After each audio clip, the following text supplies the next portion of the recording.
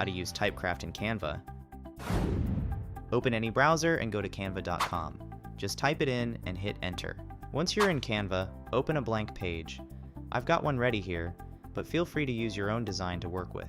Now head over to the Apps section. In the search bar, type TypeCraft, just like this, then hit enter.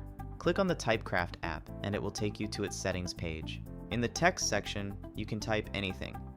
I'll go with "Thanks for watching," just for this tutorial. You also have the option to change the font to whatever you like. In the Style section, you can change the style to unfilled and outline, but for now, I'll stick to none. Choose the color you'd like for your text. It's completely customizable.